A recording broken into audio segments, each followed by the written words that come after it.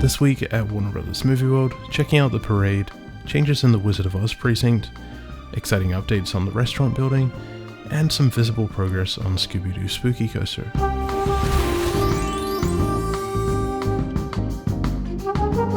Hello everyone, welcome back to the Yum Yum Report, bringing you bite-sized updates from Australian theme parks, as well as occasional updates from theme parks around the world. Before we start, I'd like to give a quick thanks to Team Yum Yum for supporting my content. Thank you so much.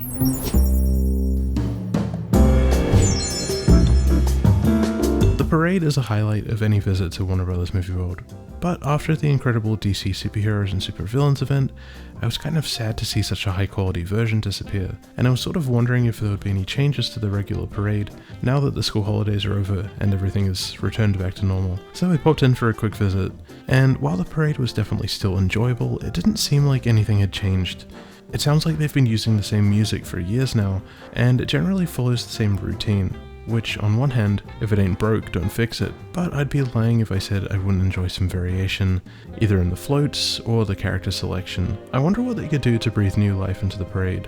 I think a cool idea would be if they featured a Star of the Month, maybe one exclusive character that appears only for a certain amount of time. I think this would be really fun because they have a huge cast of cool characters to choose from.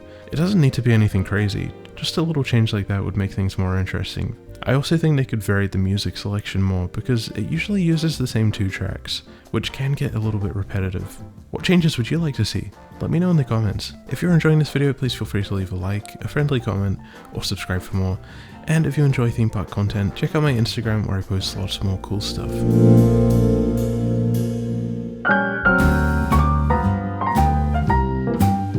The awesome Gold Coast Theme Park Insider.com published an article about a recent development application for an upcoming Stars Bar and Dining area at Warner Bros. Movie World. Shout out to Gold Coast Theme Park Insider.com. This was a great find, and while there isn't much info at this stage about the future of the space, the name does kind of indicate what it could potentially be.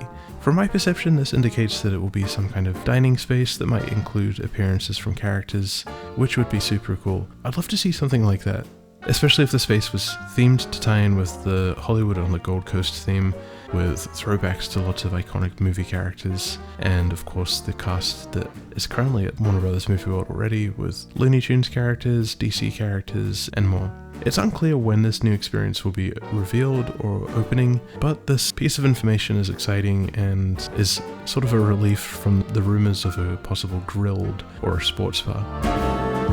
We also noticed that the guest relations office was blocked off by construction walling, with a sign reading that it's been temporarily moved to the DC Supervillains Unleashed area while the current version undergoes refurbishment. It was really strange seeing the DC shop being used for this, and I wonder what refurbishments are happening to the current guest relations office. Also, what does this mean for the future of DC Supervillains Unleashed? Is it going to become Guest Relations Unleashed Land? Or maybe we'll get a new flat ride theme to Guest Relations Destroyer. This video is sponsored by Dehancer, a film emulation plugin I've been using a lot recently. Dehancer allows you to give your photos and videos film-like qualities, with a huge selection of film stock emulations, bloom, halation, and much more. It's the ultimate tool for any creator who's trying to take their look to the next level. They have lots of options available, from Photoshop and Lightroom plugins, to video plugins for DaVinci, Final Cut, Premiere Pro, and After Effects, as well as a mobile app and a web-based editor too. If you're interested, check out www.dehancer.com and use promo code YUMYUM at checkout for 10% off your next purchase. Thank you so much to the awesome people at Dehancer, and back to the video.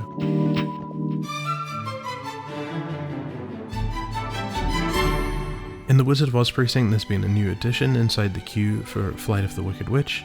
In the Poppy Room, there's a projection of the Wicked Witch that appears while her audio plays in front of the green orb. Poppies! It looked slightly three-dimensional, and I was sort of trying to work out exactly how they were achieving the effect. It looked maybe like it could have been a Pepper's Ghost effect, which uses a physical prop and reflects it on a mirror and gives the illusion of a hologram or projection. And it definitely looked slightly three-dimensional. It didn't look like it was just a regular projection onto a wall or a screen or something. I don't know if I thought it looked fantastic or not. I think it was a little bit unexpected because in that space I was kind of expecting something to maybe be projected onto the orb So it was a bit of a surprise to see the Wicked Witch behind the orb with nothing inside of the orb itself. And I wonder why this has only happened now. It doesn't seem like something that they just put in. It seems like it sort of had to be there when the area was originally constructed, and maybe it was just an effect that they couldn't quite get working yet.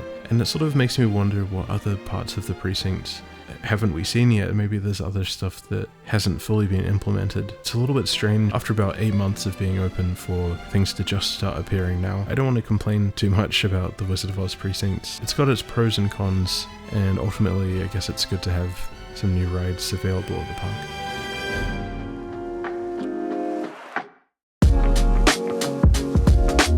And last but not least, the star of the show, Scooby-Doo Spooky Coaster is finally getting some noticeable changes on the outside. I'm still not sure what's going on inside the attraction, but they have begun painting the facade to be more in line with the original colour scheme. I'm a big fan of this look. I think it gives it more of a quirky character that's in line with the original vibe. Compared to the next gen colour, which was just one tone of grey, this version has lots more colours like purple and other tones of grey included, which looks a lot nicer. I wonder if this means it's getting closer to actually opening soon. It kind of seems like it would be. Giving the facade a fresh lick of paint seems like something you would definitely do closer to opening, but it is difficult to tell without being able to see inside. I guess once we see the sign and test seat appear, that will be a clear indication, but in the meantime I'm very glad to see some actual progress on the outside, and I can't wait to experience the new version. What do you think of the new paint job? Are you a fan of this sort of classic look? Or did you prefer the next gen version that was one grey sort of colour that covered the whole facade? Thank you so much for watching this video. If you enjoyed, please feel free to leave a like, a friendly comment, or subscribe for more. And before we finish, I'd like to wrap things up by giving a very special thank you to the members and sponsors of Team Yum Yum. Thank you so much everyone for your very kind and generous support. I really am grateful that you enjoy my videos enough to support the channel in this way, and it helps me out a bunch with some of the costs associated with running the channel, so thank you very much. A very special thank you to the Team Yum Yum members, SWStevie1, Randall, Maloney's Coasters, Carrie Jekin, Kai on the Internet, Oogie Boogie, Theme Park Ogre, Jordan Casey, Medic Brick, Johnny Boy 175, Movies Like Everyone, and the Downy Cat.